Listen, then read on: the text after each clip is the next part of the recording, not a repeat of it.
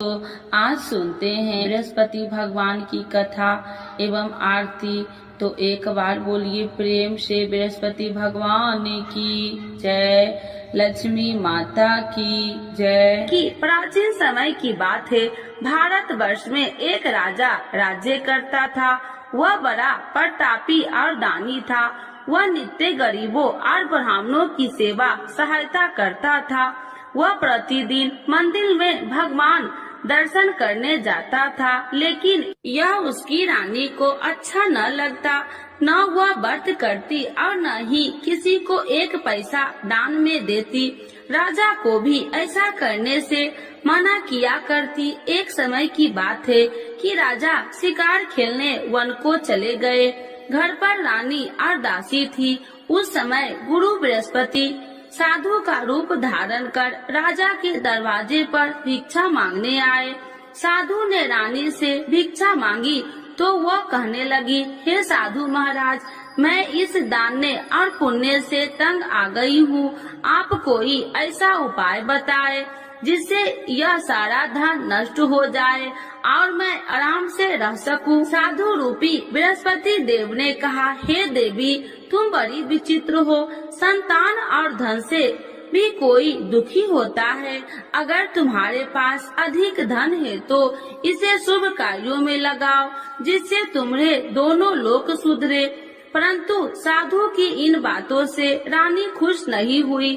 उसने कहा कि मुझे ऐसे धन की आवश्यकता नहीं जिसे मैं दान में दूं तथा जिसको संभालने में ही मेरा सारा समय नष्ट हो जाए। साधु ने कहा, यदि तुम्हारी ऐसी इच्छा है तो जैसे मैं तुम्हें बताता हूँ तुम वैसे ही करना। बृहस्पतिवार के दिन तुम घर को गोबर से लिपना, अपने केसे को पीली मिट्टी से धोना, केसे को धोते समय स्नान करना, राजा से हजामत बनाने को कहना, भोजन में मांस मदिरा खाना, कपड़ा धोबी के यहाँ धुलने डालना।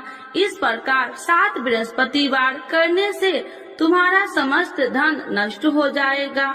इतना कहकर साधु बने बृहस्पति देव अंतर ध्यान हो गए। साधु के कहे अनुसार करते हुए रानी को केवल 3 बृहस्पतिवार ही बीते थे कि उसकी समस्त धन संपत्ति नष्ट हो गई।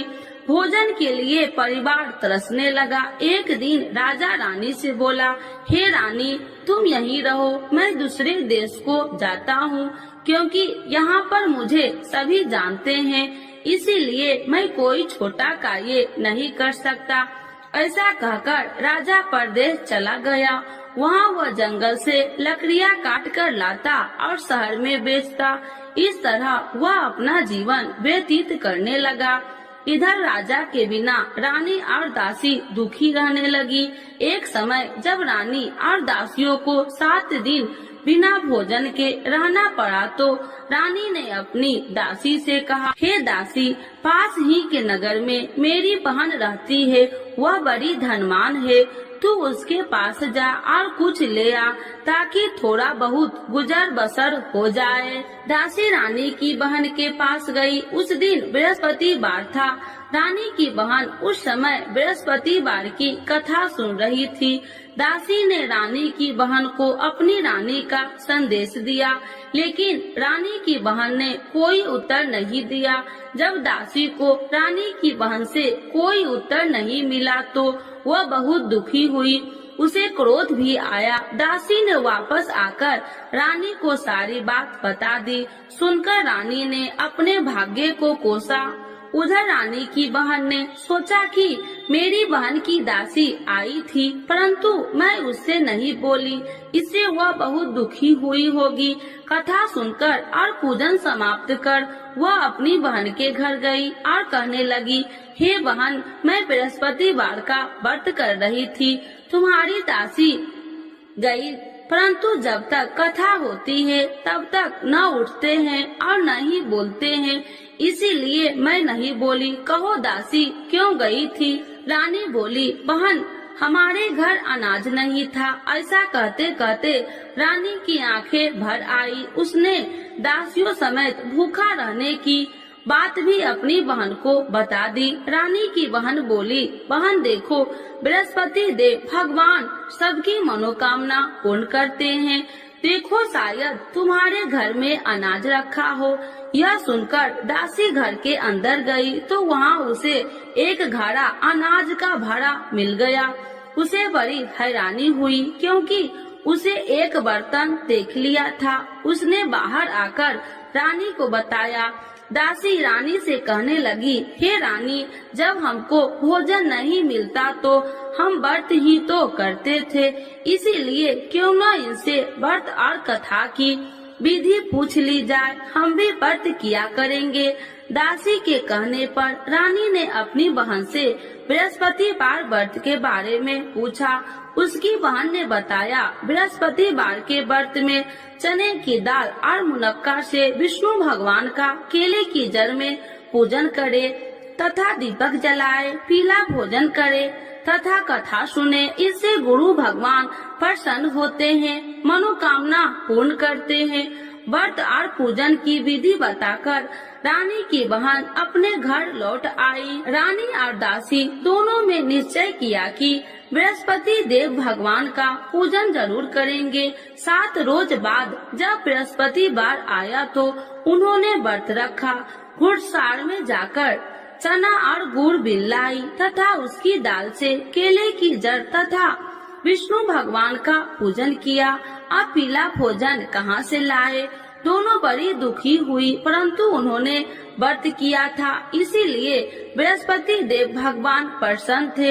एक साधारण व्यक्ति के रूप में वे दोनों थालों में सुंदर पीला भोजन लेकर आए और दासी को देकर बोली, हे दासी, यह भोजन तुम्हारे लिए और तुम्हारी रानी के लिए है, इसे तुम दोनों ग्रहण करना। दासी भोजन पाकर बहुत प्रसन्न हुई। उसने रानी को सारी बात बताई। उसके बाद से वे प्रत्येक बृहस्पतिवार को गुरु भगवान का व्रत और पूजन करने लगी। बृहस्पति भगवान की कृपा से उनके पास धन हो गया, परंतु रानी फिर पहले की तरह आलस करने लगी।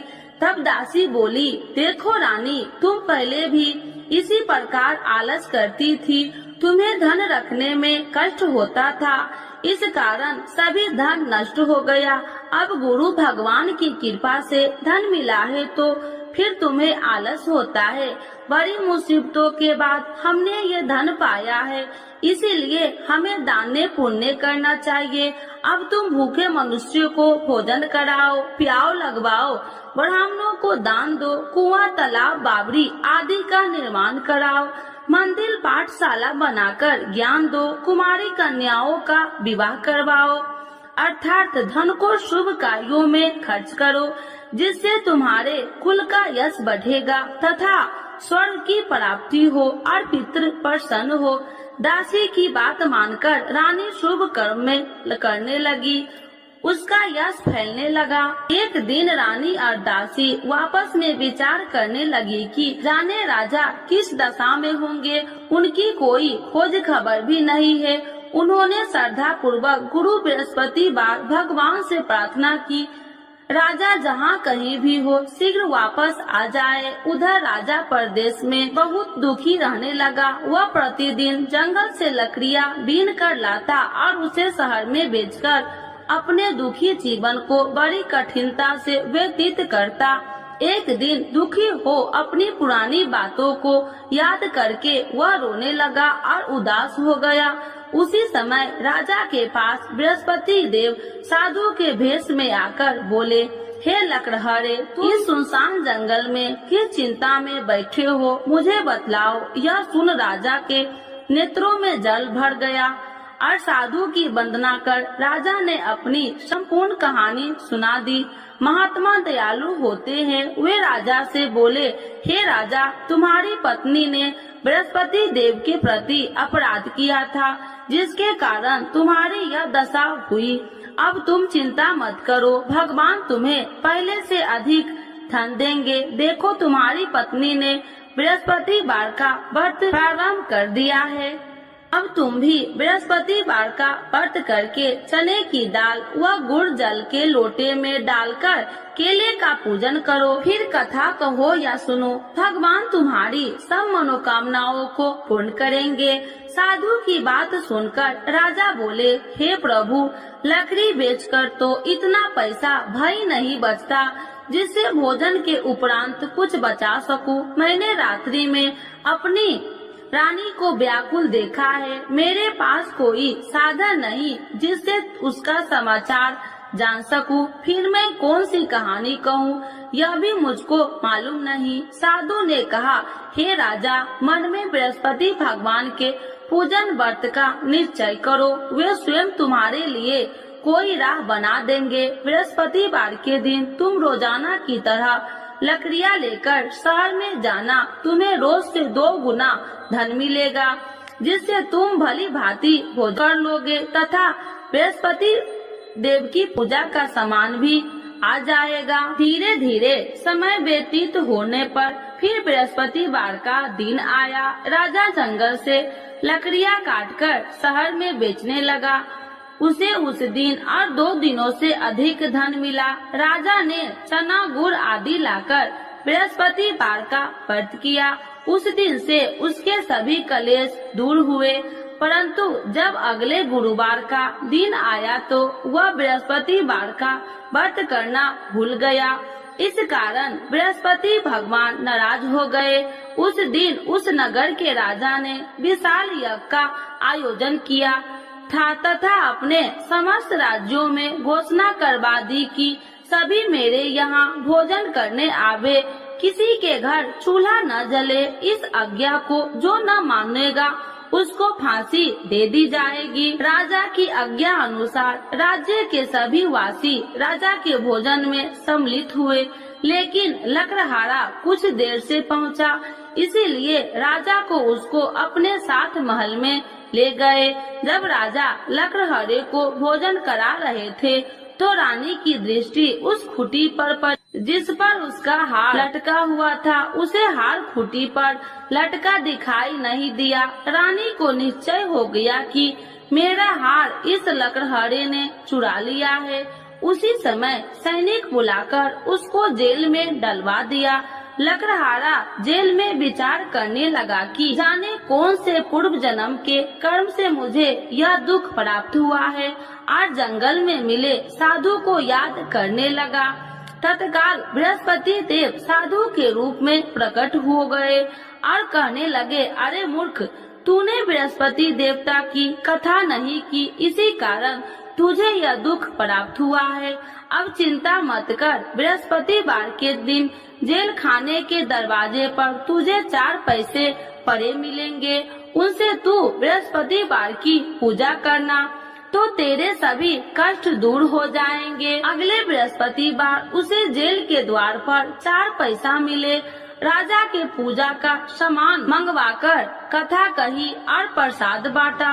उसी रात्रि में बृहस्पति देव ने उस नगर के राजा को स्वप्न में कहा, हे राजा, तूने जिस जेल में बंद किया है उसे कल छोड़ देना, वह निर्दोष है। राजा प्रातः काल उठा और खूंटी पर हार टंगा देकर लकड़हारे को बुलाकर क्षमा मांगी तथा राजा के योग्य सुंदर वस्त्र आभूषण भेंट कर उसे विदा किया। गुरुदेव की आज्ञा अनुसार राजा अपने नगर को चल दिया। राजा जब नगर के निकट पहुंचा तो उसे बड़ा ही आश्चर्य हुआ। नगर में पहले से अधिक बाग, तालाब और कुएं तथा बहुत सी धर्मशालाएं, मंदिर आदि बने हुए थे। राजा ने पूछा कि यह किसका बाग और धर्मशाला है। तब नगर के सब लोग कहने लगे कि यह सब रानी और दासी द्वारा बनवाए गए हैं। राजा को आश्चर्य हुआ और गुस्सा भी आया कि उसकी अनुपस्थिति में रानी के पास धन कहां से आया होगा। जब रानी ने यह खबर सुनी कि राजा आ रहे हैं तो उसने अपनी दासी से कहा, हे दासी, देख राजा हमको कितनी बुरी हालत में छोड़ के गए थे, वह हमारी ऐसी हालत देखकर लौट न जाए, इसीलिए तू दरवाजे पर खड़ी हो जा। रानी की आज्ञा अनुसार दासी दरवाजे पर खड़ी हो गई और जब राजा आए तो उन्हें अपने साथ महल में लिवा आई। तब राजा ने क्रोध करके अपनी तलवार निकाली और पूछने लगी, बताओ यह धन तुम्हें कैसे प्राप्त हुआ। तब रानी ने सारी कथा कह सुनाई। राजा ने निश्चय किया कि मैं रोजाना दिन में 3 बार कहानी कहा करूँगा और रोज व्रत किया करूँगा। अब हर समय राजा के दुपट्टे में चने की दाल बंधी रहती तथा दिन में 3 बार कथा कहता। एक रोज राजा ने विचार किया कि चलो अपनी बहन के यहाँ हो आऊं। इस तरह का निश्चय कर राजा घोड़े पर सवार हो अपनी बहन के यहाँ चल दिया।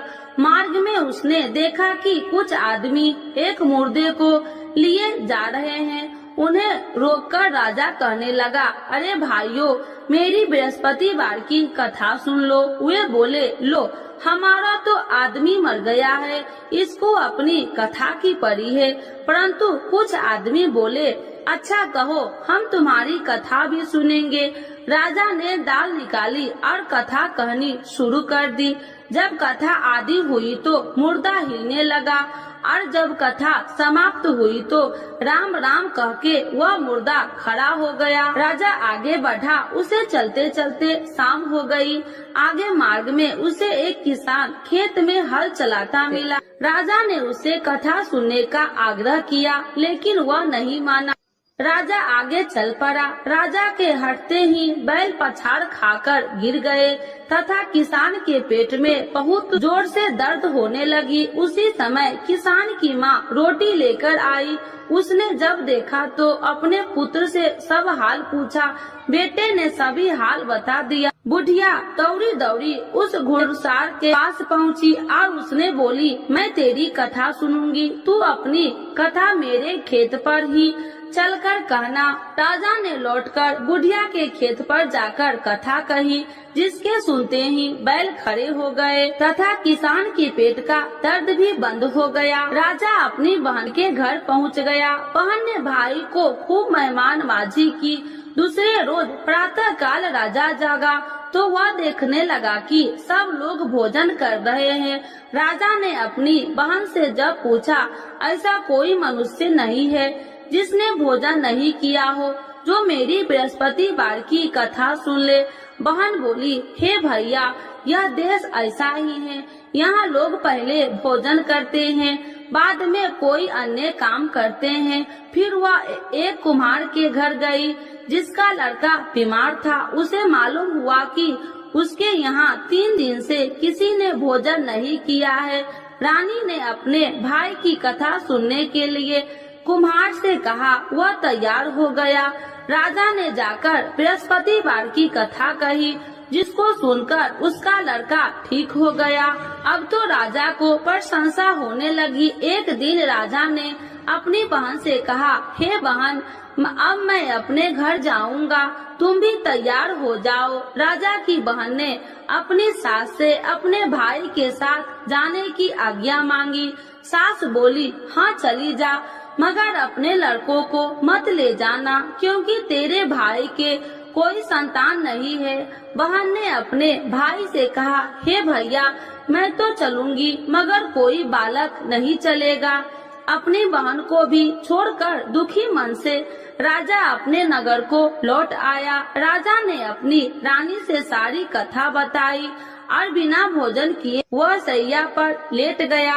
रानी बोली, हे प्रभु, बृहस्पति देव ने हमें सब कुछ दिए हैं, वे हमें संतान अवश्य देंगे। उसी रात बृहस्पति देव ने राजा को स्वप्न में कहा, हे राजा, उठ, सभी सोच त्याग दे, तेरी रानी गर्भवती है। राजा को यह जानकर बड़ी खुशी हुई। 9वें महीने में रानी के गर्भ से एक सुंदर पुत्र पैदा हुआ। तब राजा बोला, हे रानी, स्त्री बिना भोजन के रह सकती है, परंतु बिना कहे नहीं रह सकती। जब मेरी बहन आए तो तुम मुझसे कुछ मत कहना। रानी ने हाँ कर दी। जब राजा की बहन ने यह शुभ समाचार सुना तो वह बहुत खुशी हुई तथा बधाई लेकर अपने भाई के यहाँ आई। रानी ने तब उसे आने का उलाहना दिया। जब भाई अपने साथ ला रहे थे तो तब टाल गई, उनके साथ न आई और आज अपने आप भागी भागी बिना बुलाए आ गई। तो राजा की बहन बोली, भाई मैं इस प्रकार न कहती तो तुम्हारे घर औलाद कैसे होती। बृहस्पति देव सभी मनोकामनाएं पूर्ण करते हैं। जो श्रद्धा भाव पूर्वक बृहस्पतिवार का व्रत करता है एवं कथा पढ़ता है अथवा सुनता है और दूसरों को सुनाता है, बृहस्पति देव उसकी सभी मनोकामनाएं पूर्ण करते हैं, उनकी सदैव रक्षा करते हैं। जो संसार में सद्भावना से गुरुदेव का पूजन एवं व्रत सच्चे हृदय से करते हैं, उनकी सभी मनोकामनाएं वैसे ही पूर्ण होती है जैसे सच्ची भावना से रानी और राजा ने बृहस्पति देव की कथा का गुणगान किया तो उनकी सभी इच्छाएं बृहस्पति देव जी ने पूर्ण की। अनजाने में भी बृहस्पति देव की उपेक्षा न करे, ऐसा करने से सुख शांति नष्ट हो जाती है। इसीलिए सबको कथा सुनने के बाद प्रसाद लेकर जाना चाहिए। हृदय से उनका नमन करते हुए जयकारा बोलना चाहिए। तो एक बार बोलिए प्रेम से, बृहस्पति भगवान की जय, विष्णु भगवान की जय, लक्ष्मी माता की जय। आरती श्री बृहस्पति देव की। ओम जय बृहस्पति देवा, स्वामी जय बृहस्पति देवा। छीने छीने भोग लगाऊं, छीने छीने भोग लगाऊं, कदली फल में बा। ओम जय बृहस्पति देवा, तुम्हें पूरन परमात्मा, तुम्हें अंतर्यामी, स्वामी तुम्हें अंतर्यामी। जगत पिता जगदीश्वर, जगत पिता जगदीश्वर, तुम सबके स्वामी। ओम जय बृहस्पति देवा, चरणामृत निज निर्मल, सब पातक हरिता, स्वामी सब पातक हरिता। सकल मनोरथ दायकी, सकल मनोरथ दायकी, कृपा करो भरता। ओम जय बृहस्पति देवा, तन मन धन अर्पण कर, जो जन शरण पड़े, स्वामी जो जन शरण पड़े। प्रभु प्रकट तब हो करे, प्रभु प्रकट तब हो कर, आकर द्वार खड़े। ओम जय बृहस्पति देवा, दीन दयाल दयानिधि, भक्तन हितकारी, स्वामी भक्तन हितकारी। पाप दोष सब हरता, पाप दोष सब हरता, भव बंधन हारी। ओम जय बृहस्पति देवा, सकल मनोरथ दायकी, सब संशय तारो, स्वामी सब संशय तारो। विषय विकार मिटाओ, विषय विकार मिटाओ, संतन सुखकारी। ओम जय बृहस्पति देवा, जो कोई आरती तेरी प्रेम सहित गावे, स्वामी प्रेम सहित गावे। ज्येष्ठानंद बंद सो, ज्येष्ठानंद बंद सो, सो निश्चय पावे। ओम जय बृहस्पति देवा, स्वामी जय बृहस्पति देवा। बृहस्पति भगवान की जय, विष्णु भगवान की जय, लक्ष्मी माता की जय।